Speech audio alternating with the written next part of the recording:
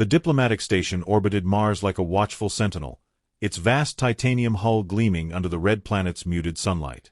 Inside the station's grand hall, humanity's finest gathered, scientists, politicians, and military leaders, their collective focus fixed on the alien delegate standing before them. It was the first of its kind to grace human presence, a representative of the enigmatic Zather Confederation. The being's form was simultaneously fascinating and unnerving. Its translucent, gelatinous body shifted hues with every gesture, a kaleidoscope of muted blues and purples.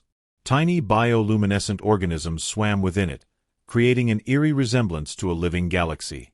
It had no discernible face, but its voice, transmitted through a translator embedded in the hall's walls, was deep and resonant, carrying the weight of eons. "When humans go mad, even the gods would tremble," the delegate declared, its words sending a ripple through the assembly. The room fell silent, save for the faint hum of the station's life support systems. Ambassador Lee Morrison, humanity's lead negotiator, leaned forward in her chair. Her sharp green eyes narrowed as she clasped her hands together on the polished table. "I think I speak for all of us when I ask you to clarify that statement." "Mad. What exactly are you referring to?" The delegate's colors darkened, a clear sign of hesitation, though no one could tell whether it stemmed from caution or disdain. MAD stands for Massive Adaptation Drive, an instinct unique to your species. Faced with desperation, humans innovate, evolve, and destroy without regard for boundaries. This gift is unmatched in the galaxy, but it is also your greatest danger. General Hector Vasquez, his broad frame draped in the dark blue uniform of Earth's Defense Corps, crossed his arms. "So, you're saying we're too good at surviving? I'd call that a strength, not a weakness." "Your strength," the delegate countered, "is the universe's disruption. What you achieve in moments of crisis unravels millennia of balance. It is why the Zather, and others like us, watch you from a distance." A murmur spread through the room, the discomfort palpable. Humanity had always dreamed of recognition among the stars, but not like this, not as a threat to existence itself. Lee raised her hand, silencing the murmurs. "If what you say is true, why warn us now? What has changed?" The delegate's form pulsed, and the room dimmed as if reacting to the shift in its mood. "Your recent actions. Your race's ascent is accelerating. In a single century, you have undone barriers that took others eons to overcome, terraforming Mars, creating sentient AI, and harnessing quantum energies. Such growth draws attention. Forces are awakening that view you not as equals but as anomalies to be corrected." The weight of the warning hung in the air. Dr. Ingrid Patel, a prominent astrophysicist, leaned toward her microphone. "Are you saying we're in danger? That something, or someone, is coming for us?" The delegate's colors flared, bright and jagged. "Yes. They are already watching." The room erupted into chaos, voices overlapping in a cacophony of alarm and outrage. Vasquez slammed his hand on the table, his voice cutting through the noise. "Enough. If this is true, we need specifics. Who are these forces, and what exactly are we up against?" The delegate paused, its body dimming to an almost translucent state. "The Drakthal, a species as ancient as they are ruthless. They seek to impose order through eradication. To them, your kind is chaos incarnate. They will come, and they will not stop until humanity is extinguished." For a moment, no one spoke. Then Lee, her voice calm but steely, broke the silence. "And what does the Zather Confederation propose? Do you warn us out of altruism or self-preservation?" The delegate shifted again, a ripple of pinks and greens replacing the previous dark hues. "We warn you because your mad nature is unpredictable. Should you survive, the methods you employ could ripple outward, reshaping the galaxy in ways even we cannot foresee. Your survival, Ambassador Morrison, is both an opportunity and a threat." Lee's lips thinned. She exchanged a glance with Vasquez, who gave a small nod. "Then help us," she said. "If what you say is true, humanity cannot face such a threat alone." The delegate's form stilled, its colors dimming. "The Zather do not intervene directly. Our role is to observe and guide, not to entangle ourselves in conflict. However, I offer this: prepare yourselves. When the time comes, Your choices will define not just your future but the galaxy's. Your mad will be your salvation, or your undoing. The session adjourned with heavy hearts and restless minds. As the delegates dispersed, Lee lingered, staring at the holographic projection of Earth spinning gently above the central table. Vasquez approached her, his voice low. "Do you believe it?" She exhaled slowly. "I don't know. But if they're right, we have little time to decide what kind of species we want to be." Behind them, the alien delegate shimmered briefly before departing, leaving a trail of faint luminescence in its wake. It was a quiet reminder that while it had delivered its warning, the burden of survival now rested squarely on humanity's shoulders. The warning proved prescient sooner than anyone had expected. Barely a month had passed since the Zather delegate's cryptic message when the first Drakthal ship entered the Sol system. It appeared without fanfare, a monolithic vessel that dwarfed even Earth's largest space stations. The ship, pitch black and angular, moved with an unsettling grace, as though it sliced through space rather than traversed it. Humanity's advanced sensors had detected nothing until it was already orbiting Neptune, a silent harbinger of doom. At the United Earth Command Center on Luna, the air was electric with tension. Ambassador Morrison stood before the central holotable, her usual composed demeanor strained. Vasquez loomed beside her, his fingers drumming against his belt in barely concealed agitation.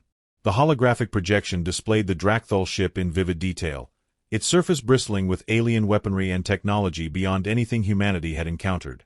"They've made no attempt to communicate," said Dr. Ingrid Patel, her voice tight. "No demands, no proclamations. It's as if they're waiting." "For what?" Vasquez barked, his tone a mix of anger and frustration. "To see if we'll roll over and play dead?" Morrison cut in, her voice sharp. "General, focus. Speculation won't help us right now. We need options." Vasquez clenched his jaw, his dark eyes locked on the ship. "Our orbital defenses are active. We can engage if necessary, but I'd prefer not to start a war we can't finish." Patel's face was grim as she interjected. "And if they start it? Their technology is centuries ahead of ours. Conventional tactics won't work." The room fell silent as the weight of her words settled over them. Morrison turned to the holotable, her mind racing. Humanity's ingenuity had always been its strength, but now it felt like a double-edged sword. They had built wonders in their desperation to survive, terraforming Mars, bending quantum physics to their will, but had they done enough to face a foe like this? The silence shattered as an alert blared through the room. A smaller, faster Drakthal vessel had detached from the main ship and was making its way toward Earth. The tension in the room spiked as a holographic overlay tracked its trajectory. "Intercept it," Morrison ordered. Vasquez nodded, snapping into action. "Scramble the Athena squadron. Engage at safe range." In minutes, the Athena squadron, Earth's most advanced fleet of fighters, was streaking through space.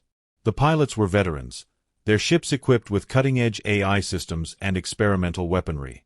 As they closed in on the alien vessel, their sensors struggled to keep up. The ship moved like a predator, its every maneuver defying logic.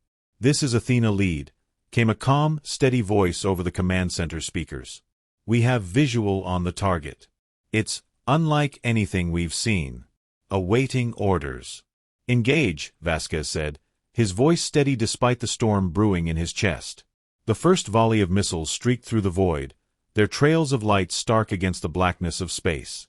The Drakthal ship responded with a burst of energy that disintegrated the projectiles mid-flight. Then it struck. The alien weaponry wasn't a barrage of missiles or lasers, it was something far more insidious. A pulse of energy radiated from the ship, rippling through the fabric of space. The Athena squadron ships froze mid-maneuver, their systems shutting down in an instant. Panic filled the pilots' voices as they fought to regain control, but it was too late. One by one, the fighters detonated, their destruction a cold, clinical affair. In the command center, the silence was deafening. Morrison's face was pale, her knuckles white as she gripped the edge of the holotable. Vasquez swore under his breath, his fists clenched so tightly they trembled. Patel broke the silence, her voice shaking. "We can't fight them with what we have. We need something more." Her words triggered a cascade of thoughts in Morrison's mind. The Zather Delegate's warning echoed in her memory. When humans go mad, even the gods tremble. Humanity's desperation had always been the crucible of its innovation. If there was ever a time to test that theory, it was now. Morrison turned to Vasquez, her voice steady despite the fear in her eyes. "General, authorize the use of Project Chimera." Vasquez's head snapped toward her, his eyes wide with shock. "Are you insane? Chimera isn't ready. It's untested, unstable. And it's our only chance," Morrison interrupted. "The Drakthol won't wait for us to get comfortable. If we don't act now, there won't be a tomorrow to debate ethics." For a moment, Vasquez hesitated, his military instincts at war with his sense of caution. Then he nodded, his expression hardening. "Fine. But if this backfires, the blood's on your hands." Morrison didn't flinch. She turned to Patel. "You're the lead scientist on Chimera. Can it be deployed in time?" Patel's lips pressed into a thin line. "We'll need to bypass half the safety protocols, but yes. I'll need full access to Luna's quantum labs and every available AI engineer." "Granted," Morrison said. "You have 24 hours. The command center erupted into controlled chaos as orders flew and personnel scrambled to prepare Chimera for deployment. Meanwhile, the Drakthol ship continued its silent approach toward Earth, its presence a dark promise of annihilation. 24 hours later, the Chimera system was online. It wasn't a weapon in the traditional sense. It was a fusion of quantum AI and neural interfaces, designed to turn humanity's collective intellect into a single, adaptive force. It was risky, experimental, and potentially catastrophic. But it was all they had. The Chimera system activated, linking the minds of Earth's greatest strategists, scientists, and engineers into a hive of ingenuity. Within moments, the collective began devising solutions, their combined intellect far surpassing any single mind. The first counterstrike was brutal in its precision. Using Chimera's insights, humanity deployed a wave of quantum disruption satellites, targeting the Drakthol ship's energy field.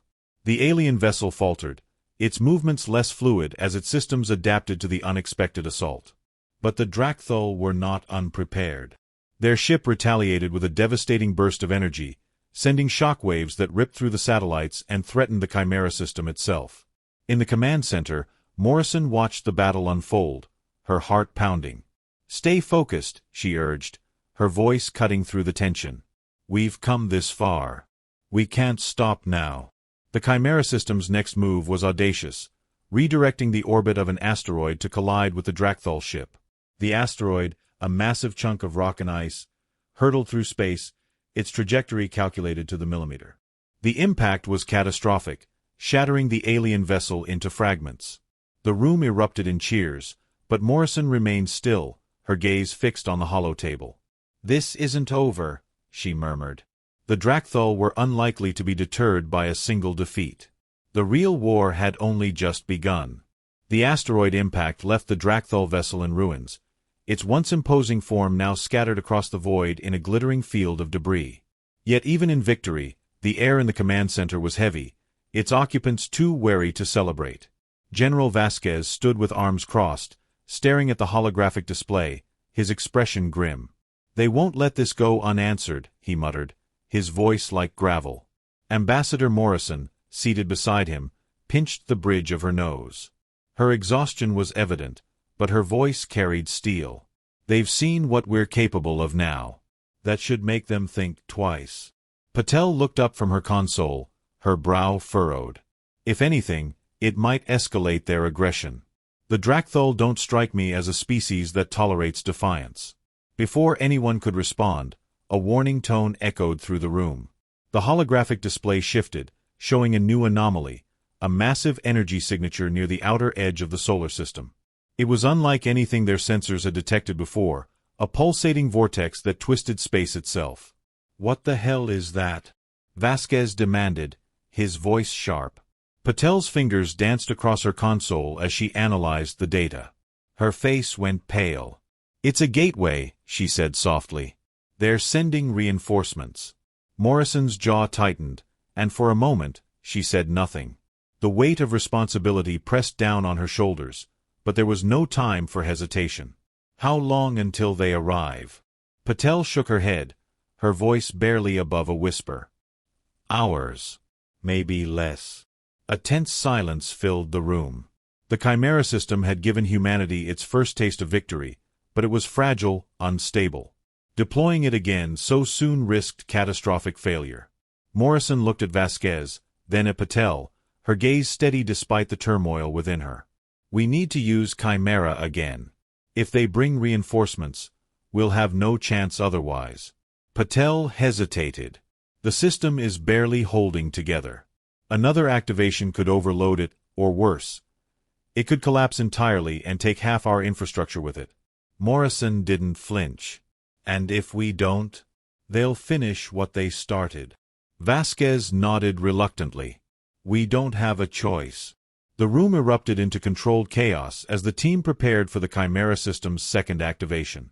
Engineers scrambled to reinforce the quantum cores, while Patel and her team worked frantically to stabilize the neural interface. Every second counted, the looming presence of the gateway a constant reminder of the stakes. As the Chimera system came online, Morrison stepped to the center of the command room. Listen to me, she said, her voice cutting through the tension. I know we're asking the impossible, but this isn't just about survival, it's about showing them what it means to be human. We adapt, we endure, and we fight for our future. Let's remind them why we're still here.